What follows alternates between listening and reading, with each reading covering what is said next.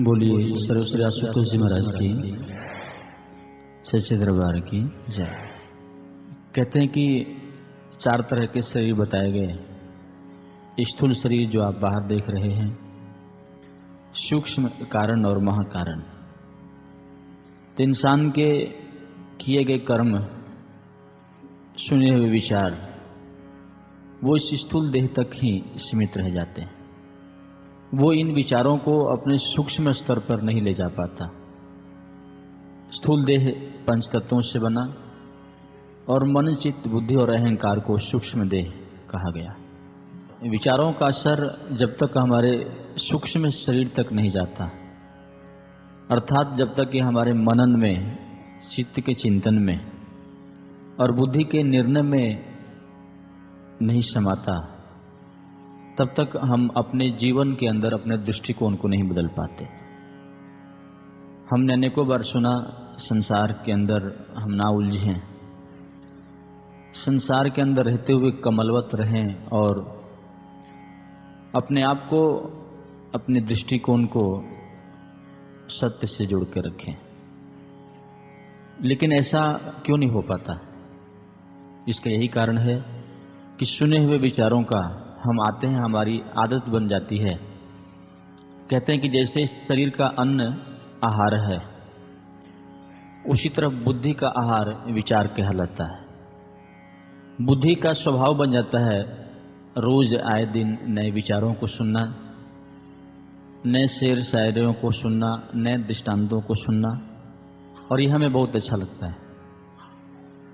एक स्वभाव सा बनता जाता है हमें कि हमें ये कुछ मिलता रहे। सत्संग में आने के बाद हमारी ऐसी अपेक्षा हमारा मन रखता है। लेकिन नई चीजें सुनना या अपेक्षा रखना ये गलत चीज नहीं, लेकिन जिन चीजों को हम सुनते आए उन पे हमारा अपना अमल कितना है।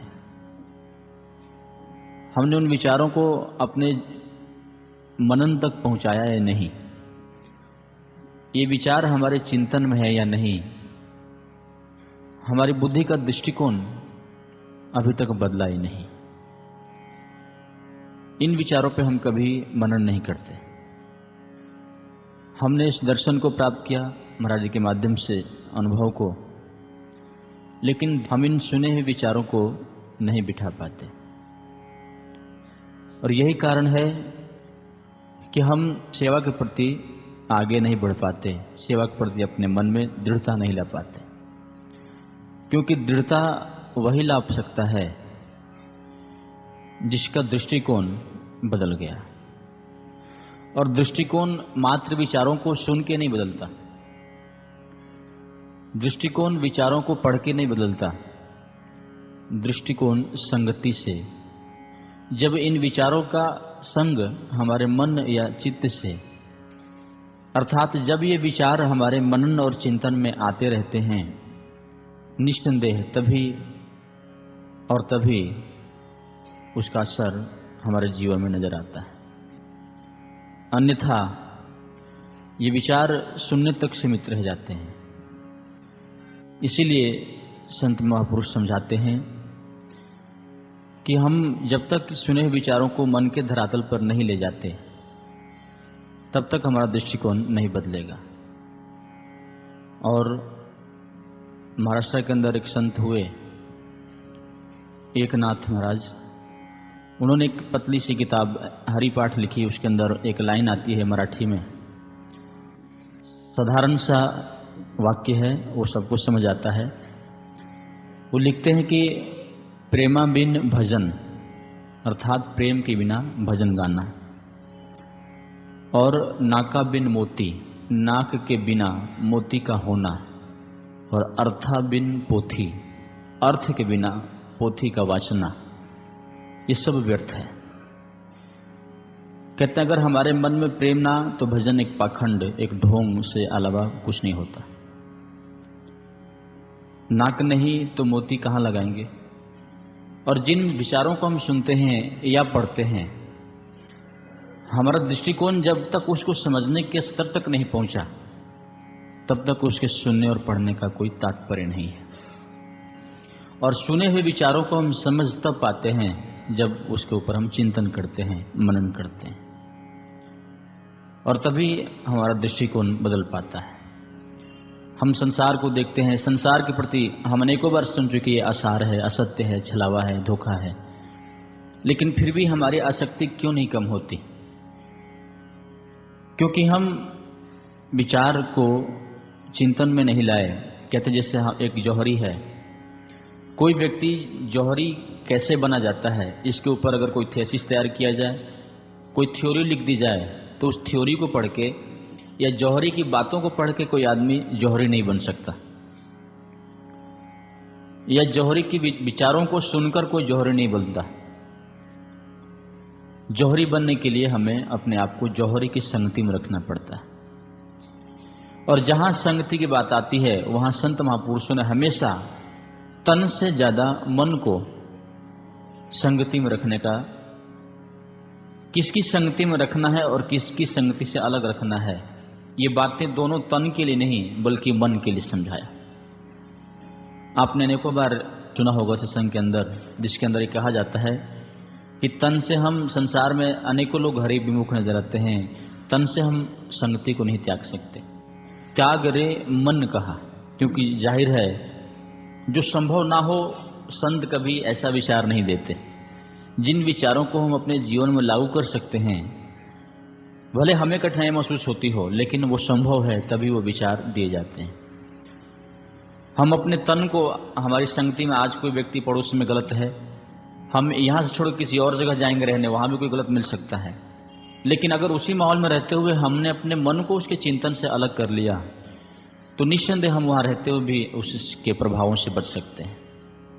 लेकिन अक्सर इन विचारों को हमने सुना, लेकिन आप देखते हैं संसार के अंदर, इतिहास को देखें या आज की समाज में देखें, इस मार्ग पर जब आप सेवा के लिए आगे बढ़ते हैं, गुरु से दीक्षा लेके साधना पथ पे सत्संग में आते हैं, तो अनेक तरह के लोग व्यंग करते हैं। और वो लोग ऐसे नहीं होते जो नास्तिक हैं, वो ऐसे लोग होते हैं जो मंदिर जाते हैं, मस्जिद जाते हैं, गुरुद्वारे में जाते हैं, बाहरी प्रक्रियाओं से जो हरि से अपने आप को सन्मुख मानते हैं, वही लोग विरोध करते हैं। तो कहा गया कि हरि से विमुख वो नहीं, हरि से विमुख वो सभी हैं जो एक व्यक्ति को हरि के शाश्वत मार्ग पर चलने में बाधा डालते हैं।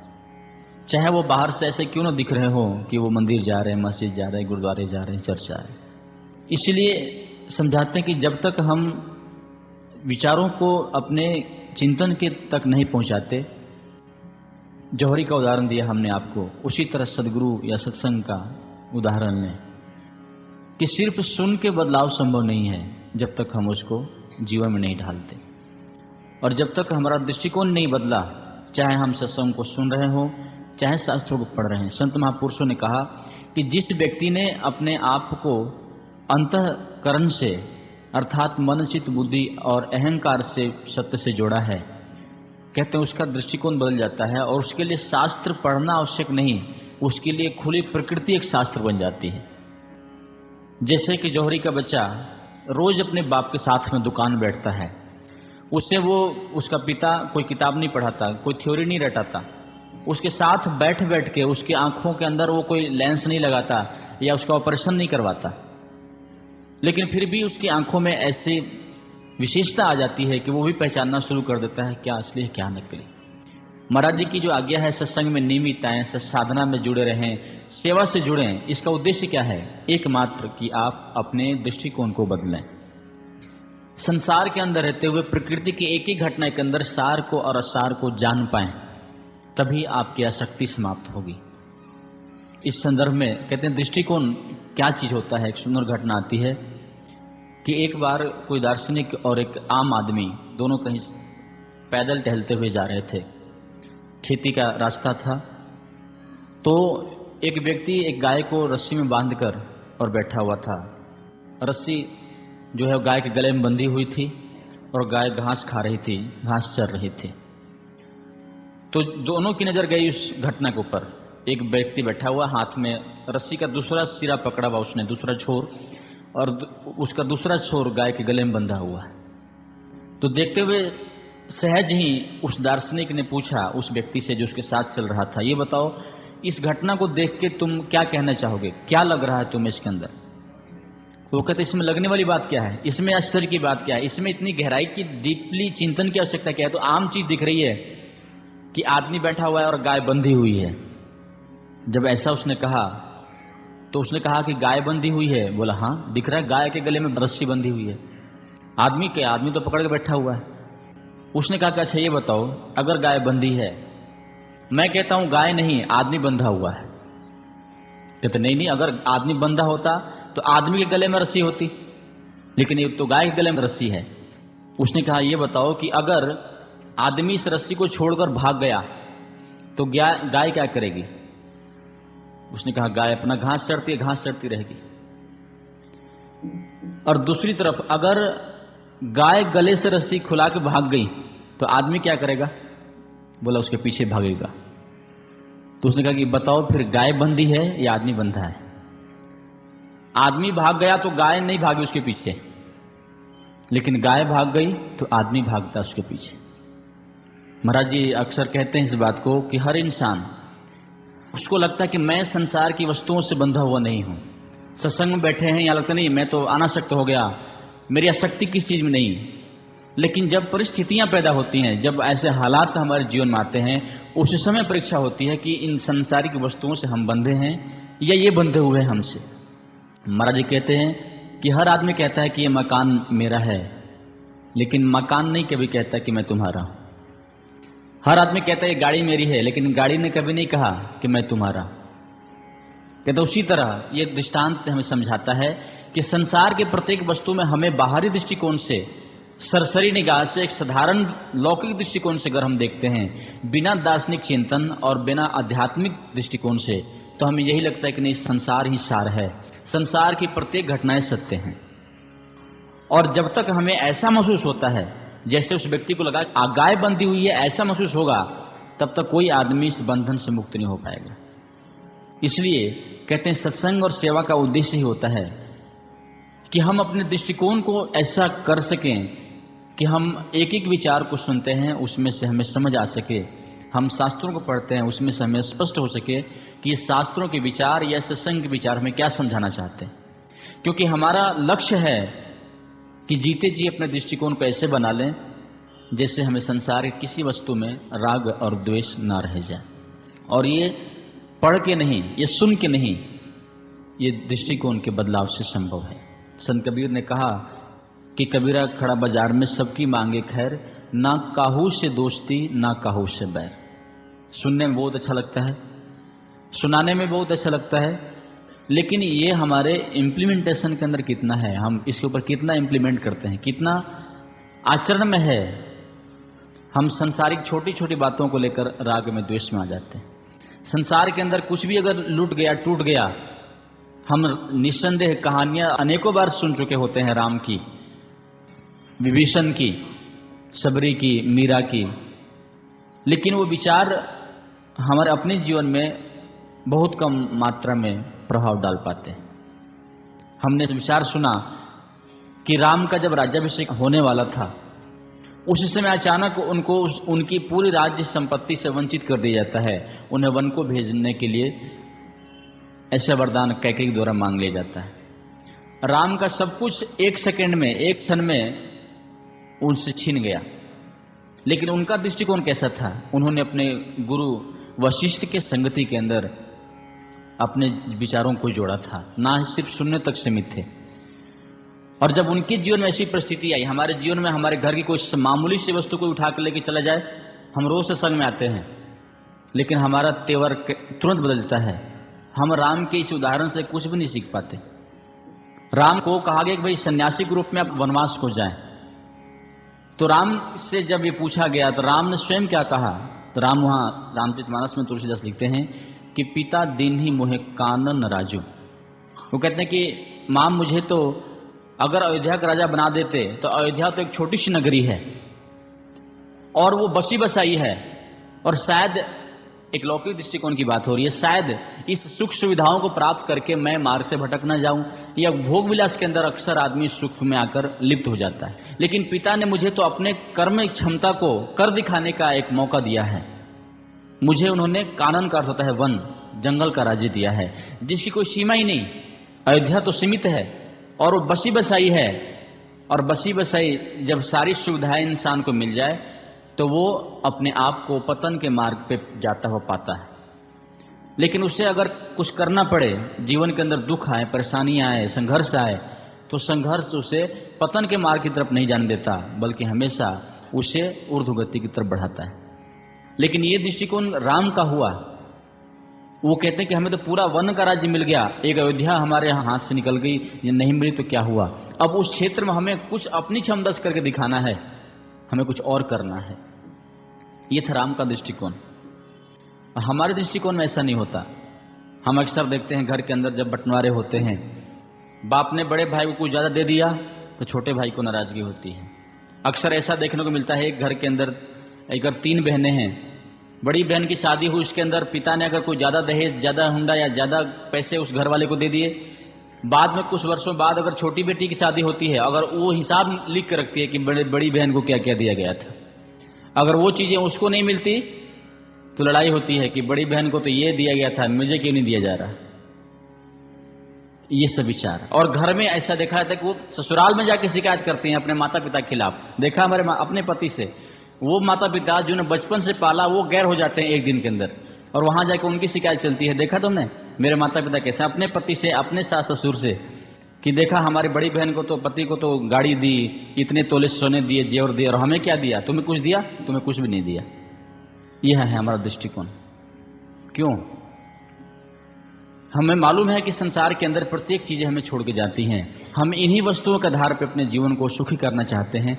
लेकिन कभी अनेक उदाहरण शास्त्रों में आते हैं, लेकिन इन उदाहरणों को सुन के, पढ़ के भी, या टेलीविजन के अंदर सीरियल वगैरह हम देखते हैं धार्मिक, उन सबको देख के भी हम पॉजिटिव वे में क्यों नहीं चिंतन कर पाते? क्योंकि हमारी आदत ही नहीं है चिंतन करना। हमने सुना, इस कार्यक्रम के परिसर से बाहर गए और संसार के विचार हमारे पर हावी हो जाते हैं। कभी जो हम रोज सत्संग में सुनते हैं, इन सुने हुए विचारों के ऊपर हम एकांत में बैठ के चिंतन नहीं करते, मनन नहीं करते। इन विचारों को हम अपने सूक्ष्म देह तक नहीं जाने देते, ये स्थूल तक सीमित रहता है। संत तुकाराम महाराष्ट्र के अंदर हुए, उन्होंने एक मराठी के अंदर लाइन लिखी है कि लोग जैसे वहां पर यहाँ राम राम करते हैं, वहां विठल विठल करते हैं, कहीं शिव शिव करते हैं, वहां पांडुरंग पांडुरंग करते हैं, भाषा अलग, नाम अलग। तो लोग इस स्थूल देह तक जो भक्ति का प्रयास करते हैं, इसके आधार पर मुक्त क्यों नहीं हो पाते? उन्होंने लिखा कि भक्ति अगर करना चाहते हो तो इन विचारों को, इस सेवा भाव को ना ही सिर्फ स्थूल देह तक सीमित रखो, बल्कि सूक्ष्म देह तक जाने दो।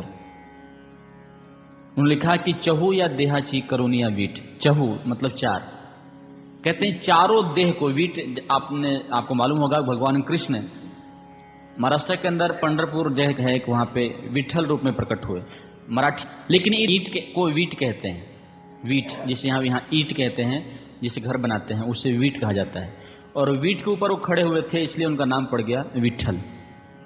तो संत तुकाराम कहते हैं कि तुम मुख से विठल विठल कहते हो, लेकिन तुम्हारे अंतःकरण में, तुम्हारे चिंतन में, तुम्हारे मनन में विठल नहीं समा पाया। तुम सिर्फ जुबान तक सीमित हो, स्थूल देह तक सीमित हो, और स्थूल देह तो यहीं जलकर राख हो जाएगा, खाक हो जाएगा। इस सेवा का उद्देश्य क्या है? साधना का उद्देश्य क्या है? कि सेवा फिजिकली हो क्यों नहीं, लेकिन सेवा को करते करते हम अपने मन को इतना सुंदर बना लें, सेवा के रंग से रंग लें, क्योंकि यह देह छूटेगा, लेकिन उसके बाद भी हम अंतःकरण से, गुरु से और सेवा से जुड़े रहेंगे। उन्होंने कहा कि चारों देह में विठल को बसाओ। चारों देह का मतलब ना ही सिर्फ मुख से विठल का नाम, या ना ही सिर्फ शरीर से विठल की सेवा, बल्कि सूक्ष्म देह, मन, चित्त, बुद्धि और अहंकार के अंदर भी उसका चिंतन होना चाहिए। और यही उद्देश्य सेवा का। और जिसका दृष्टिकोण बदल पाता है, जो इस देह के परे जाता है, कहते हैं वही इस मार्ग से कुछ प्राप्त कर पाता है। जो देह तक सीमित है, कहते हैं वो कभी सुखी नहीं रह सकता, क्योंकि जो देह तक सीमित रहकर जी रहा है, संसार उसके लिए सार महसूस होगा, और वो संसार की आसक्तियों से अपने आप को बचा नहीं पाता। इसलिए संत एकनाथ, ये भी वहीं के संत हुए, उन्होंने लिखा है कि जया पासी देह बुद्धि, कि जो व्यक्ति देह बुद्धि से मुक्त नहीं हो पाया, जो देह को ही सर्वस्व समझता है, तयासी सुख नाही त्रिशुद्धि। कहते ऐसे व्यक्ति को जो देह भाव में जी रहा है, उसको त्रिशुद्धि अर्थात तीनों अवस्थाओं में ना ही स्वप्न में, ना जागृत में, ना ही सुषुप्ति में। कहते हैं इन तीनों अवस्थाओं में उसको सुख नहीं मिल सकता अगर वो देह बुद्धि से परे नहीं गया तो। और देह बुद्धि से परे इस सत्संग हमें कब ले जाएंगे? जब हम चिंतन से जुड़ेंगे। सेवा कब ले जाएगी? जब हम चिंतन से जुड़ेंगे। हमारा मन निरंतर उस सेवा में हो कि साध संगत मन सोवत जागे, तब प्रभु नानक मीठे लागे। आज सत्संग के प्रति लोगों के अंदर मिठास मधुरता क्यों नहीं आती? क्योंकि मन हमारा संसार के साथ सोता जागता है। सोते हुए संसार का चिंतन, जागते हुए संसार का चिंतन। साध संगत में नहीं, सेवा के भावों को नहीं, सत्संग के विचारों को मनन करते हुए हम नहीं सोते, और जागते हुए सत्संग के विचार हमारे मनन में नहीं होते। संसार की बातें सोते समय भी, जागते समय भी हमारे मन की संगति में जुड़ा होता है, और यही कारण है कि हमारे बदलाव नहीं आता। इसलिए कहते फिर अगर हम अपने दृष्टिकोण को नहीं बदल पाए तो हमारे कोई भी शास्त्र और विचार हमारा कल्याण नहीं कर सकता। ये प्रयास है एक कि हम अपने दृष्टिकोण को बदल सकें। रामायण के अंदर घटना आती है कि भगवान श्री राम ने जब रावण को बाण मारा और जब मरने की अवस्था में था, मरणासन हालत में, तो अंत समय में कहते हैं इंसान अपना सारा द्वेष, सारी ईर्ष्या भूल जाता है, बैर भाव त्याग देता है। क्योंकि मृत्यु अगले कदम पर नजर आती है तो उस समय उसके मन में आता है कि अब तो सांस टूटने वाली है, अब काहे का बैर, काहे की द्वेष। तो उस समय भगवान राम लक्ष्मण को भेजते हैं कि लक्ष्मण तुम रावण के पास जाके कुछ राजनीतिक शिक्षा या कुछ सांसारिक शिक्षा सीख कर आओ, क्योंकि वो 4 वेद और 6 शास्त्रों का ज्ञाता था। उसके जीवन का अनुभव उससे पूछ कर आओ कि हमें जीवन के अंदर किस किन विचारों के ऊपर कैसे चलना चाहिए। तो रावण के पास जब लक्ष्मण गए थे तो रावण ने कहा था कि लक्ष्मण कभी अच्छे काम को कल पे मत टालना, और हम अक्सर है क्या करते हैं, अच्छे काम को ही कल पे टालते हैं, बुरे कामों को उसी समय कर लेना चाहते हैं। दूसरा उसने कहा था कि मैं समुद्र के पानी को, जो खारा पानी है, उसको मीठा बना देना चाहता था। तीसरा उसने कहा था कि मैं स्वर्ग में सीढ़ी लगाना चाहता था। अब हम इन विचारों पे मनन करें, हमने सीरियल में देख लिया, किताब में पढ़ लिया, लेकिन इससे आज भी हमारे लिए क्या सीखने को मिलता है? कहते हैं रावण किसी भी साधन में आज के हर व्यक्ति से आगे था। स्वर्ग में सीढ़ी लगाने का तात्पर्य क्या है? कहते हैं स्वर्ग अर्थात सुख, इच्छा मात्र से सुख भोगने की समस्त वस्तुओं की प्राप्ति हो जाना स्वर्ग की प्राप्ति है।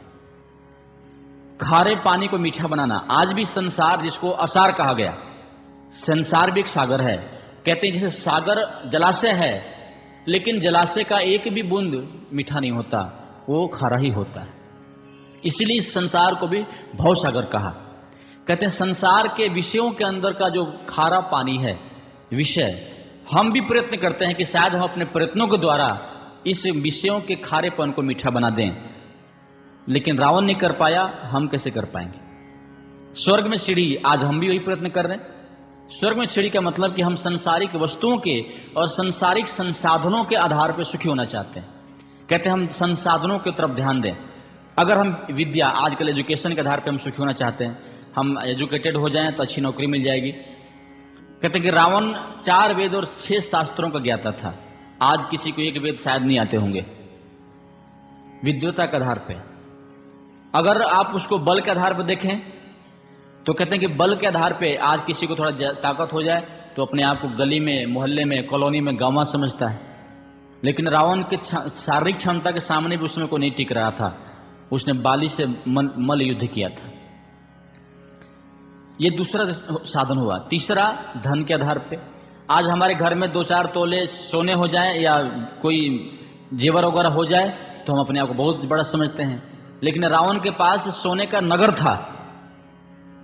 आज हमारे घर, किसी के घर में है एक सोने का पिलर भी है क्या किसी के यहाँ? आप जिस घर में रहते हैं उस घर का एक भी खंभा सोने का बना हुआ है? अगर हो जाए तो पता नहीं क्या होता। तो आज हमारे पास इतना भी नहीं, हमारे महल के कहीं भी एक जगह पे सोना नहीं लगा हुआ। लेकिन रावण ऐसे नगर का मालिक था जिस नगर को सोने के द्वारा बनाया गया था। तो हमने तीनों देखा, जिन तीनों साधनों के बदौलत हम आज स्वर्ग में सीढ़ी लगाना चाहते हैं, सुखी हो जाना चाहते हैं। कहते हैं इन तीनों में इतना आगे था रावण। विद्वता में 4 वेद 6 शास्त्रों का ज्ञाता, बल में शारीरिक बल का मालिक था वो, रिद्धि सिद्धियों का भी मालिक था और धन तो अपार था उसके पास। लेकिन इतनी तमाम क्षमताओं के बाद भी अगर रावण सुखी नहीं हो पाया, वो नहीं खारे पानी को मीठा बना पाया, वो नहीं स्वर्ग में सिर लगा पाया। स्वर्ग में सिर लगाने का मतलब ध्यान रखना, तात्पर्य स्वर्ग में सिर लगाने का तात्पर्य स्वर्ग यहाँ कहीं नहीं दिख रहा, जैसे अमेरिका की तरफ अंतरिक्ष में कहीं आप घर बना लेंगे, सर्च सेंटर बना लेंगे। स्वर्ग का तात्पर्य था कि अपने जीवन को इन साधनों के द्वारा सुखी कर लेना। जबकि कहा है कमठ पीठ जामहि बरुबारा, बंध्या सुत बरु काहो ही मारा, कि कछुए के पीठ के ऊपर बाल जाम सकता है, एक बांझ स्त्री का बेटा किसी को मार सकता है। फूल ही बरु नभ बहुविधि फूला, आकाश में शायद फूल खिल सकते हैं, लेकिन जब तक हमारे जीवन में राम की भक्ति नहीं आती, ईश्वर की उपासना नहीं आती। अनेक उदाहरण दिया, बहुत लंबी स्तुति है, दोहे हैं इसके अंदर। कई उदाहरणों के द्वारा तुलसीदास ने सिद्ध किया है कि हम अगर ईश्वर की उपासना से नहीं जुड़ते तो हम कभी भी सुखी नहीं हो सकते। इसलिए कहते हैं कि हम शास्त्रों को पढ़ें, कितना सत्संगों को सुने, लेकिन इसके ऊपर हम मनन करें, चिंतन करें, तभी हमारे आचरण में आएगा। और यही हमारे दृष्टिकोण को बदलता है, और बदला हुआ दृष्टिकोण ही हमें गुरु और सेवक के प्रति दृढ़ करता है, जिसके द्वारा हम अपने अंदर धैर्य, साहस और सहनशीलता को पैदा करके अपने आप को लक्ष्य की तरफ बढ़ा पाते हैं। नहीं तो सुनी इन विचारों को, हमारी आदत बन गई है, हर रविवार आया, हमने विचारों को सुना, कुछ अच्छी दो चार कहानियां मिली, कुछ दो अच्छे चार विचार मिले, कुछ दो अच्छे चार शेरो शायरी मिली, हम लग नहीं आज का सत्संग बहुत बढ़िया हुआ। सत्संग खराब कब का होता है?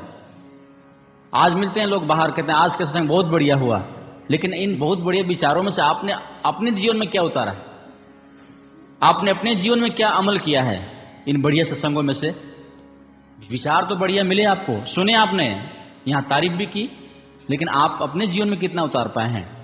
आप अपने मन के स्वभाव को बदलो, आप सुने विचारों को आचरण में लाने का प्रयास करो, उस विचारों को चिंतन करो, मनन करो, तभी आपका दृष्टिकोण बदलेगा, नजरिया बदलेगा। नहीं तो आपको भी यही लगता रहेगा उस व्यक्ति की तरह कि गाय बंधी है, आदमी नहीं बंधा, मैं कहाँ बंधा हूँ, मैं तो स्वतंत्र हूँ। लेकिन जब हालात पैदा होते हैं तो मालूम होता है कि कौन बंधा है और कौन मुक्त है। इसलिए कहते हैं कि जो व्यक्ति मन के पीछे चलता है, जो मन के पीछे चलता है वो मनुष्य है, और मन को जो अपने पीछे चला लेता है वही मुक्त है। और इसके लिए हमें आवश्यकता है निरंतर चिंतन की और मनन की, और तभी हम अपने जीवन को खुशहाल बना सकते हैं, तभी हम अपने आप को दृढ़ता के साथ सेवा के साथ जोड़ सकते हैं, गुरु के साथ जोड़ सकते हैं और जीवन का कल्याण कर सकते हैं। इन्हीं विचारों के साथ मैं अपने विचारों को विराम देता हूँ। बोलिए सर्वश्री आशुतोष जी महाराज की, श्री रामचंद्र जी महाराज की, सच्चे दरबार की।